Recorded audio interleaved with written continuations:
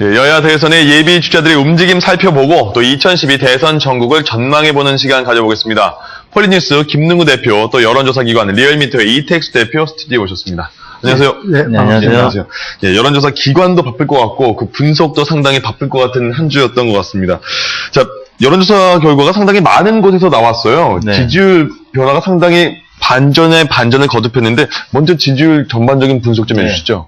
어제하고 그제 일요일과 월요일날 여론조사 기관들 총 9개가 조사 결과를 발표했습니다. 언론사에 의한 조사도 일부 있었고 또 자체적으로 정례조사를 하는 저희 리얼미터를 포함한 조사기관들이 있었는데요. 대체로 나타난 판세는 안철수 원장이 박근혜 후보를 오차범위 안팎 혹은 뭐 넘는 수준으로 큰 격차로 대체로 모든 조사기관의 결과가 안철수 후보가 박근혜를 앞서는 것으로 나타났고요.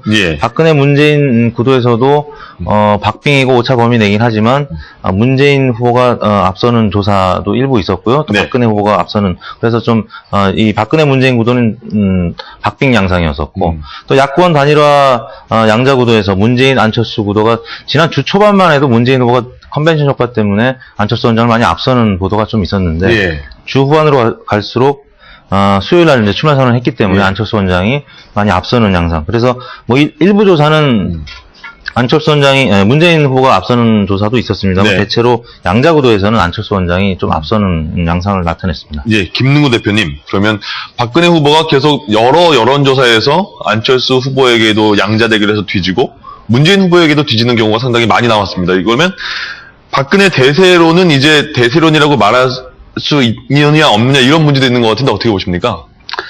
사실상 박근혜 대선 부분들은 이번 총선 이후에 안철수 생각 힐링 캠프 그 이후에 깨졌다고 봐야죠.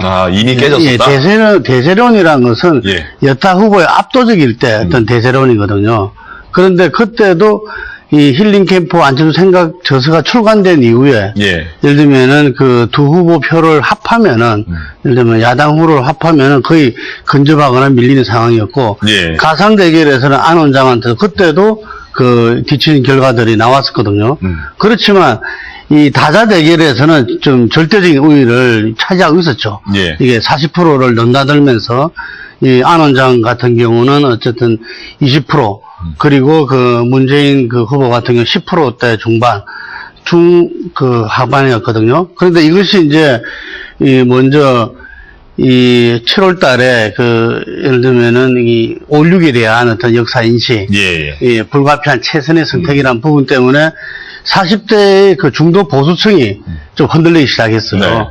그러면서 문재인 후보가 민주당 경선 효과, 컨벤션 효과를 통해서 이제 상당히 수직 상승을 하게 되면서, 그리고 바로 전당대 3일 뒤에 이제 안철수 원장이 드디어 출마 선언을 이제 했죠. 그러면서 또 인혁당에 대한 어떤 두 개의 파문. 그러면서 이 40대가, 전에도 말씀드렸지만 40대가 10% 정도 야권 후보한테 있을 때가 좀 이렇게 비슷하게 나옵니다. 양자 대결에서. 근데 지금 보면 한 20% 정도 차이 나요. 우리가 지난 지방선거 때, 보면은 야당이 압승할 때 거의 7대3 정도에서 40대였어요. 이게. 그래서 이제 가장 크게 주목받는 것이 결국은 20, 30대, 50, 60대, 40대인데 이 40대에서 이제 역사 인식이나 그리고 이 야권 후보들의 표가 같이 결집하는 거죠. 문재인 후보 상승이 안철수 후보 상승으로 가고 또 안철수 후보의 상승이 또 문재인 후보의 상승으로 이어져 가지고 이제는 극기하는 가상 대결에서 문재인 후보까지도 이제 앞지르는 이런 현상이 나타났다고 봅니다. 박근혜 대세론이 이제 위기다 이제 말씀을 이제 하셨는데요. 이미 끝났다 이렇게 말씀하셨는데. 박근혜 대세론이 사실 좀 위기가 닥쳤던 거는 작년 9월 정확하게 6일인데요. 안철수 원장이 작년 9월 6일 날 서울시장 불출마 선언을 세종문화회관에 했었는데 그때부터 저희 리얼미터에서 대선 후보로 신분을 바꿔서 이제 조사를 한 거죠. 첫 조사부터 박근혜 후보를 양자 대결에서 앞서는 것으로 나왔습니다. 박근혜 후보가 그 누구한테도 진 적이 없어요. 이명박 그 대통령이 출범한 이후에. 예. 그래서 그때부터 위기가 닥쳐왔고요. 지난 1월 달에 이제 힐링 캠프에 본인도 출연하고 문재인 후보도 당시 출연했었잖아요.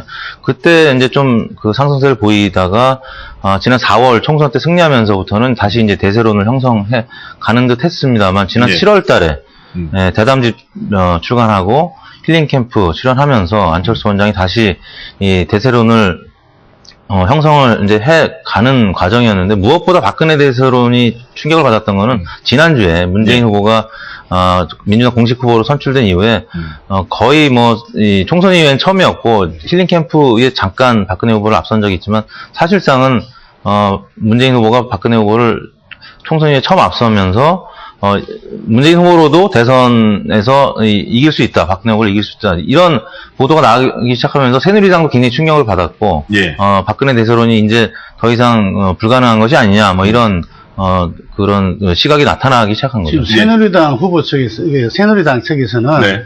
대세론을 깨지는 정도가 아니고 이 추석 민심 이후에 그 다자 대결에서도 뒤집히지 않나. 예. 이런 우려감도 같이 갖고 그렇군요. 있습니다. 그럼 이택수 대표님, 네. 지지율 보면 이제 박근혜 후보 측에서 많이 빠졌잖아요. 네. 안 후보와 문재인 후보가 올랐는데, 그럼 박근혜 후보에게서 빠진 그 지지율은 어디로 간 겁니까? 뭐 주로 이제 20, 30, 40대 고르게 20, 40대에 취약했었는데 그 지지층들이 조금 더 안철수 원장이나 문재인 후보 쪽으로 빠졌고요. 예. 또 지정당별로 보면 무당파층이 뭐 대거 안철수 원장 쪽으로 쏠림 현상이 나타났고, 예. 문재인 후보는 민주당 쪽의 지지율을 많이 흡수는 하고 있지만 아직까지 민주당이 갖고 있는 30%의 지지율을 다 본인 지지율로 다자구도에서 흡수하지 못하고 있어요. 예. 상당 부분 안철수 원장의 컨벤션 효과에 의한 안철수 원장이 어떻게 보면 블랙홀처럼 다 빨아들이는 지난 일주일간이었고요. 예. 대략 컨벤션 효과가 뭐 지난 주말이면 끝나지 않을까라고 생각을 했었는데 어제 워낙 많은 여론조사 기관들이 9개나 이제 보도를 하면서 예. 밴드웨건 효과에 의해서 그게 좀 더 연장되는 과정이고요. 제가 볼 때는 이번 주 중반까지는 좀 이어질 것 같다는 생각이 들고, 어제 박근혜 그 후보의 기자회견, 그 다음에 국민대통합위원회 이제 얘기를 했고, 위원장이 곧 선임이 될 것 같은데, 예. 선임이 되고, 뭐, 추후적인, 뭐, 이후적인 어떤 행보가 좀 있어야, 이 기자회견 효과가 나타날 것 같고요. 추석 전에는 조금 조정 기간을 거쳐서, 새 후보와 박빙 싸움이 이어지지 않을까, 그렇게 생각하고 있습니다. 박근혜 후보한테 빠진 지지가, 네. 바로 그 안철수나 문재인 후보한테 가는 게 아니고, 그 빠진 지지는 그게 이 지지 후보가 없다, 모르겠다로 갑니다. 예. 그러면서 간망하던 어떤 중도층들이 예. 이제 이 안철수 후보나 문재인 후보한테 이제 그 지지로 가는 거죠. 이게 예. 곧바로 가는 것이 아니라 빠졌다 잠깐 놀러 가고 여기 있던 쪽이 가게 되는 거. 그래서 이제 어제 그 하셨던 이 역사에 대한 전형적인 어떤 사과 표명이 이제는 이제 중도층에 있던 빠져나갔던 부분들이 복원 정도는 되지 않겠냐. 예.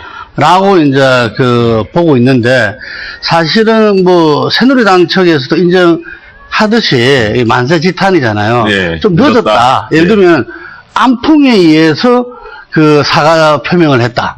이게 자발적인, 그러니까 진정성 부분에 대해서 퀘션 마크를 달 수밖에 없죠. 예. 그래서 본인도 어제 나오면서 기자들한테 해마같이 이제 이 부분에 대한 어떤 실천, 끝이 아니라 시작이다 봅니다. 예. 저는 이 부분들에 대해서 자기가 그러한 전향적인 태도로 사과를 했다면은, 그럼 이 부분에 대해서 어떻게 할 것이냐, 이제 앞으로 실천이 이제 두고 봐라 그랬잖아요. 예. 그래서 예를 들면은 인혁당 뿐만 아니라 지금 장준하 의문사 부분들에 대해서 재심, 이런 부분들도 좀 전향적으로 새누리당이 그걸 갖다 받아안는다든지, 네.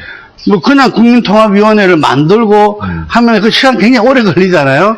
당면한 어떤 이 현안들 부분에서 어떤 이 실천적인 문제가 필요하다 이러면. 예, 이제 야권 단일화 문제로 한번 넘어가 볼 텐데, 지금 그 전에 한 가지씩 질문을 드려야겠어요. 네. 지금 야권 단일화가 없으면 야권은 필패라고 보시나요? 예, 뭐 지금 정당 그 지지율 구도 자체가 예. 새누리당이 뭐 굳건하게 40% 안팎을 유지하고 있습니다. 박근혜 후보 지지율도 뭐 비슷하고요. 왜냐하면 예. 떨어져도 다자구도의 35% 이하로는 잘 안 떨어지거든요. 그렇다면 박근혜 후보가 적어도 3분의 1 이상의 포션을 갖고 있다고 봐야 될 것 같고요. 예. 문재인 후보도 민주당 지지율 30%, 본인 지지율 다자구도에서 한 20%. 이 부분이 크게 변동할 것 같지는 않습니다. 그렇다면 나머지 그 무당파층 한 30%를 기반으로 한 안철수 원장의 지지율도 한 20, 30% 지금 넘나들고 있는데요. 큰 변동이 없다면 이 3자 분할에 의한 이 구도가 어느 쪽 후보가 이 지지율이 많이 빠져야지 양자 구도가 되는 건데 단기간 내 2개월 안에 두 정당 그 후보 역시 그렇지만 안철수 원장도 크게 빠질 것 같지는 않고요. 그렇다면 DJP가 그 3자 대결을 노태우 대통령이 있었던 시절에 그 김영삼 김대중 대통령 후보가 나왔던 그때랑 비슷하게 단일화가 되지 않으면 그 여당이 승리할 수밖에 없는 저는 구도라고 보고 있습니다. 어떻게 같은 생각이십니까? 예, 이제 당시에 그랬죠. 금방 말씀하신 87년 경우에 그때 이 DJ 쪽에서는 단일 안 되더라도 사자 필승론. 이게 지지 기반이 가장 확고한 척에서 오히려 이 사자 필승일 때 더 이길 수 있다. 뭐 이런 논리로서 어떤 단일화 부분을 무릅쓰고 이렇게 YSDJ가 양쪽 다 출마해서 28%, 26% 받아서 36%의 그 노태우 후보한테 졌던 거거든요. 근데 지금 이제 제가 볼 때는 다자구도에서 만약에 안철수 원장이 그 박근혜 후보를 따라잡는다면은 안철수 후보 측은 본래 이 기존 정치 세력에 대한 부정 속에서 출발을 한 거거든요. 근데 그 부정에는 민주당도 포함되어 있다는 거죠. 이게. 그래서 그쪽에서는 어떤 새로운 정치를 위해서 자기들이 당선 가능하다는 것이 보인다면은 어떤 독자적인 어떤 출마도 염두에는 둘 것입니다. 근데 우리가 조사에서 드러나지만 이 표가 겹칩니다. 사실은 이게 안철수 원장이 지지하는 거나 이게 기본적으로 야권 지지 성향에다가 중도가 좀 이렇게 덧붙여지는 이런 현상이거든요. 그래서 3자로 갔을 때는 너무나 복잡해지고 어지러워진다. 그래서 이 박원순 시장이 제가 볼 때는 안철수 후보의 가장 이 강력한 멘토지 않나 이래 보는데 그 박원순 시장께서 기자의 그 물음에 좀 아름다운 단일화 되지 않겠나 이렇게 말씀하셨거든요. 일단 두 분 다 야권 단일화는 해야지 뭐 대결을 할 수가 있다 그런 생각이신 것 같은데 그러면 박근혜 후보의 입장에서는 안철수 후보와 문재인 후보 중에 어떤 후보가 나오는 게 박근혜 후보 입장에서는 좋다고 보십니까? 그거는 뭐 보는 사람들마다 입장이 다 다르고 제가 뭐 정치하시는 분들한테 들어도 마찬가지더라고요. 새누리당 입장에서도 이 의견이 반분되고 있는데 저도 사실 뭐 조사하는 시기에 따라 좀 견해가 좀 달라지긴 하는데 박근혜 후보 입장에서는 뭐 제 사견입니다만 문재인 후보가 조금 더 버겁지 않을까. 왜냐하면 그 안철수 원장 전제는 있습니다. 안철수 원장이 지지선을 하고 야권 단일화가 되었을 때. 근데 그렇지 않고 뭐 안철수 원장이 뭐 지금 이미 출마 선언을 했기 때문에 이제 끝까지 가겠죠. 단일화하지 않는다면 끝까지 갈 거고 단일화 하게 되면 어느 쪽으로든 단일화가 될 거고요. 근데 뭐 제가 볼 때는 안철수 원장보다는 문재인 후보가 당의 조직도 있고 선거 경험도 많고 그다음에 여러 가지 네거티브에서 지금까지는 그래도 독립적이었고 좀 큰 문제가 없었다는 점에서 그러니까 안정성이 있다라는 거죠. 확장성은 조금 떨어지지만 그 부분은 안철수 원장이 안철수 원장이 지지선을 하고 빠지면 뭐 그 부분 보완이 될 수 있는 부분이고요. 그러니까 문재인 후보로 단일화되는 게 박근혜 후보로서는 더 부담스러울 것 같다 이렇게 말씀하셨는데 어떻게 보십니까? 저는 당연히 안철수 후보가 부담스러울 수밖에 없죠. 안철수 후보로 단일화되는 게 박근혜 후보로서 부담스럽다. 물론이죠. 왜냐하면 지금 안철수 후보가 이만큼 여론 지지율을 받는 것은 뭐 우리가 어떤 면에서 착한 MB다 뭐 이런 말도 하는데 본인의 어떤 경쟁력이 탁월해서 그런 게 아니거든요. 하나의 그 시대의 흐름과 시대의 요구 때문에 그 속에서 안철수 현상이 벌어졌고 그 안철수 현상을 지금 이제 대선 후보 안철수가 받고 있는 거거든요. 그렇기 때문에 이 시대의 흐름을 받는다는 것은 이게 참 이유가 별로 이렇게 필요가 없어요. 이게 지금 이제 무슨 이유를 대고 조직을 대고 정책을 대고 이 리더십을 대고 안철수 그 후보를 지지하는 게 아니거든요. 무조건적인. 이게 시대의 흐름을 타고 있는 겁니다. 그렇기 때문에 오히려 문재인 후보 같은 경우는 이 중도표를 이렇게 획득하기가 쉽지 않아요. 이게. 그런데 그리고 같이 또 정치판에서 늘 이렇게 붙어왔던 상대들이고, 예. 당이고, 이렇기 때문에, 거기에서는 뭐, 새누리당이 선거에서는 만만치 않죠. 하지만 새누리당이 그동안 한나라당 시절에 졌던 대선은 뭐냐면, 시대의 흐름을 갖다가 본인들이, 그때 자기들이 그 평가 보고서에도 보면 나와 있어요. 시대의 흐름을 잃지 못했다. 예. 시대의 흐름을 따라가지 못했다. 그래서 진 거거든요. 실제 선거는 새누리당 잘합니다. 이번 총선에도 예. 이겼잖아요. 예. 예. 그럼 이택수 대표님, 전혀 상반된 의견이잖아요. 들어보시니까 어떻게 공감 가시나요?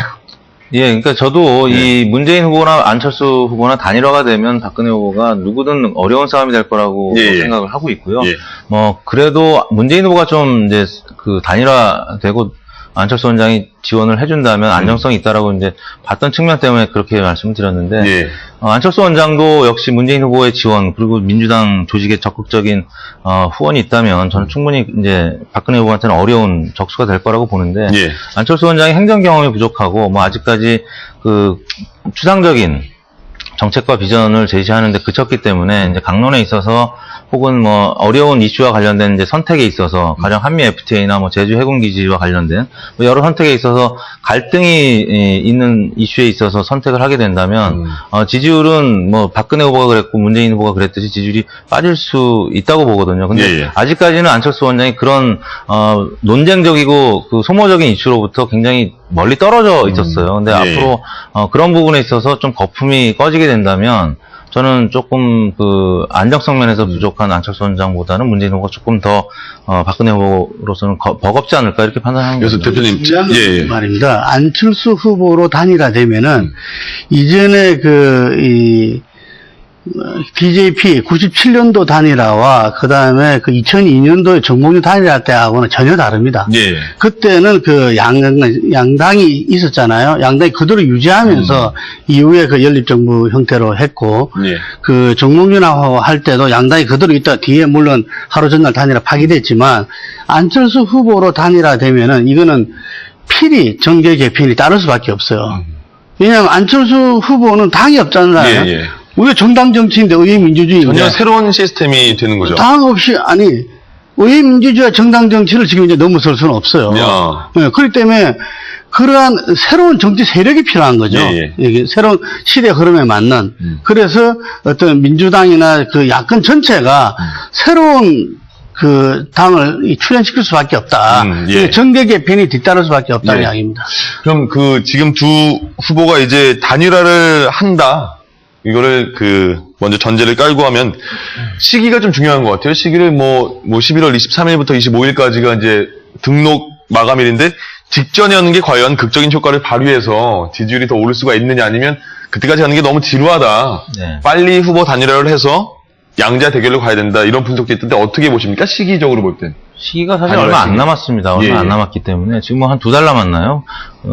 이 2달 동안에 사실 경쟁하기에도 버거운 시간이고요. 이 2달 동안 아무튼 중요한 건 지지율이고, 지지율이 열세인 후보가 이제 아름다운 양보를 하도록 그렇게 아마 권유를 받겠죠. 근데 그 과정에서 과연 그 지지율 격차가 굉장히 오차 범위 내로 뭐 적고 박빙 상황이라면 양보가 쉽겠느냐. 그러면 그 여론조사나 뭐 경선으로 하자는 얘기가 나올 수도 있고요. 굉장히 그때 되면 좀 분열이나 감정 싸움도 있을 수가 있고요. 혹여 뭐 이런 가능성도 있지 않을까 전망을 조심스럽게 해보는 게 후보 등록을 결국에는 단일화하지 못하고 각자들 하는 겁니다. 그래서 3자 구도로 가다가 극적으로 나중에 한 후보가 후보 지지를 선택하고 지원을 약속하고 사퇴하는 뭐 그런 상황까지도 지금 염두를 해둬야 되는 상황이 아닌가. 왜냐하면 지금 너무나 시간이 적게 남았는데 지금 경쟁해야 될 부분들은 굉장히 많거든요. 그래서 시기는 아무튼 야권 단일화가 11월 25일까지 정리가 된다면 최대한 늦게 하겠지만 그 이후로 넘어갈 수도 있다라는 예견을 좀 조심스럽게 해봅니다. 그렇습니다. 근데 지난 총선 때 이후에 보면은 제가 볼 때는 굉장히 뭐 온 국민적인 관심사고 뭐 의문이었지만 상식적으로 움직이는 겁니다. 그래서 제가 그때도 그 안철수 원장이 추석 전에 경선 끝나고 그 출마 선언할 것이다. 근데 결선 투표를 하면은 이번 주에 했을 거고, 결선 투표 안 했으면 지난주에 한 거죠. 자, 그럼 단일화는 언제 할 것이냐. 지금 안철수 후보 입장에서는 단일화니 이런 말 한마디도 한 적이 없어요. 그렇죠. 자기는 국민의 여망에 따라서 정말 새로운 정치, 새로운 나라를 위해서 자기가 출마했다라고 이야기했던 겁니다. 근데 쇄신이 되고 또 국민의 동의가 있으면 할 수 있다 이런 식으로도 말하지 않았나요? 아니, 이제 그건 자기가 그 정치의 어떤 변화와 혁신, 그리고 국민의 동의 두 가지를 이야기했잖아요. 근데 이게 안 됐기 때문에 자기가 출마한 거잖아요. 근데 지금 현재 여의도에서는 도대체 민주당 쇄신의 내용이 뭐냐. 의원총회에서도 지금 벌어집니다. 막 쇄신해야 된다고. 그러면 뒤에 앉아있는 사람들, 그래 뭐냐. 그럼 결국 인적 쇄신이냐? 인적 쇄신이라는 것은 그 당이 완전히 탈바꿈하는 데는 역부족이죠. 이게. 근데 그런 측면에서 봤을 때 지금 현재 안철수 후보는 필요한 게 어떤 전에도 이야기했지만 국민 검증의 어떤 단계입니다. 이게 정말 지금 제가 봤을 때 준비가 좀 덜 된 것 같아요. 근데 아직까지 지금 보도에도 많이 나온 게 정책이 없다. 그러니까 뭐 어떻게 검증하기도 좀 애매한 상황 아닙니까? 아니, 이게 준비가 덜 될 수밖에 없죠. 왜냐하면은 대선 후보 출마한다 안 한다를 갖다가 발표를 안 한 시점에서 준비를 공개적으로 할 수가 없었으니까. 이게 무슨 있었으면 좀 몰래 좀 차근차근 준비를 자기는 했죠. 자기는 예를 들면 뭐 싫어하지만 가입 공부를 했고 했죠. 그래서 지금 이제 정책 네트워크를 갖다 지금 매일 지금 가동하고 있잖아요. 이게 그래서 아마 이 추석 이후에는 그런 부분들 하나씩 이제 내놓을 겁니다. 그리고 자기 리더십에 대해서도 검증을 받을 것이고 특히 이 검증의 무대가 국정감사일 가능성이 큽니다. 국정감사를 통해서 이 양당의 어떤 의원들이 이 타당의 어떤 그리고 타 후보에 대해서 정인을 부르고 막 이게 참 검증의 잣대를 그 세우겠죠. 그래서 저는 그런 것이 일단락된 다음에 그 10월 한 20일 정도에 그 국정감사 끝납니다. 이게 그 끝나고 나서 그때쯤 되면 이제 한 달 정도 공방전이 이제 벌어진 거 아닙니까? 그럼 우리 이제 그 리얼미터에서 쭉 추이가 나올 것이고, 그래서 10월 말 정도의 기본적인 구도가 잡히지 않을까. 이게. 그때부터, 그때의 민심의 항방에 따라서 단일화 방식이 다 달라집니다. 지금 단판할 수도 있고, 여론조사 할 수도 있고, 예를 들면 경선까지 플러스 혼합형을 할 수도 있고, 그래 따라서 제가 볼 때는 11월 중순 정도는 좀 결말을 내려야 되지 않겠나 봅니다. 김능구 대표님께서 말씀을 좀 길게 해주시면 이택수 대표님이 좀 못합니다. 조금씩 이렇게 해주셔야 됩니다. 이택수 대표님, 지금 안철수 후보가 상당히 많은 뭐 출마 선언 효과를 누리고 있다고 분석이 되고 있는데요. 이게 어느 정도까지 이어질까요? 언제까지? 지난주 원래 후반에는 저희 일간 조사 추이에서 뭐 금요일날 좀 그 하락하는 양상을 보이다가 일요일, 월요일 집중적으로 안철수 원장이 많이 앞서는 결과가 나가면서 어제는 다시 크게 또 올랐어요. 일종의 이제 밴드웨건 효과죠. 제가 볼 때는 오늘까지는 뭐 이런 강세가 이어질 가능성이 있어요. 그럼에도 불구하고 지금 안철수 박근혜 양자 대결은 뭐 5에서 한 10% 차이로 격차가 좀 오차 범위를 넘는 수준으로 벌어져 있지만 나머지 안철수 문재인 구도는 뭐 한 5, 6% 차이로 오차 범위를 못 넘는 수준 혹은 뭐 거의 경계선에 지금 걸쳐 있기 때문에 사실 안철수 원장이 문재인 후보를 많이 앞서는 상황은 아닙니다. 그래서 제가 볼 때는 한 하루 이틀 지나면 거의 또 박빙 수준으로 붙을 것 같고요.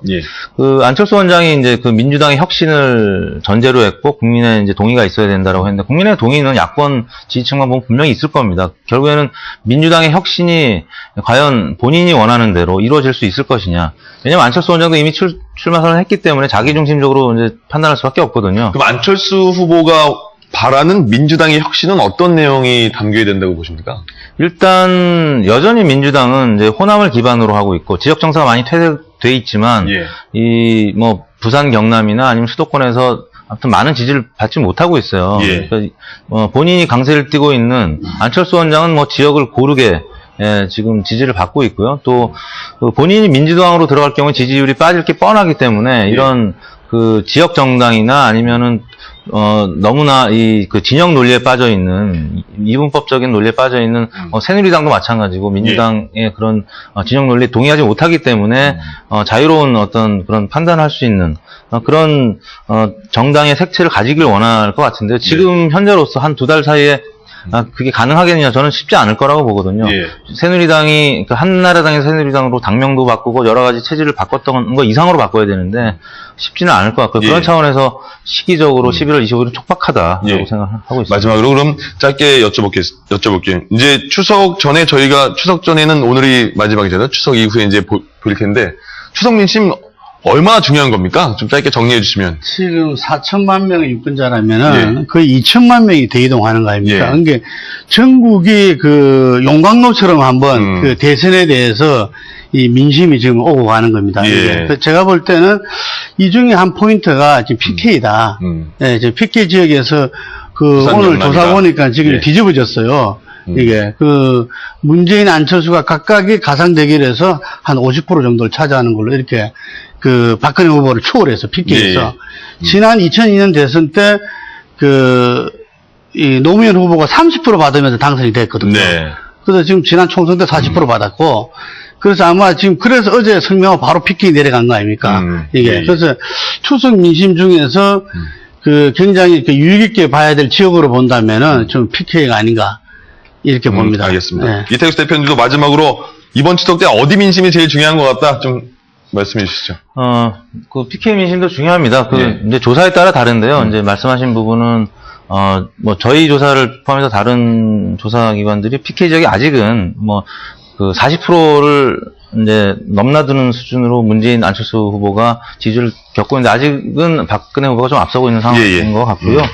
그 이제 코리안 시리즈로 좀 그 비율을 들고 싶은데 1승을 먼저 올린 팀이 우승할 확률이 굉장히 높습니다. 이 추석이 지금 D-90 전후에서 거쳐가는 명절이기 때문에 이 즈음에서 1승을 먼저 그러니까 우세를 점하고 이 추석을 맞게 되는 경우에는 훨씬 유리한 구도로 경선을 치를 수가 대선을 치를 수가 있다라는 점이죠.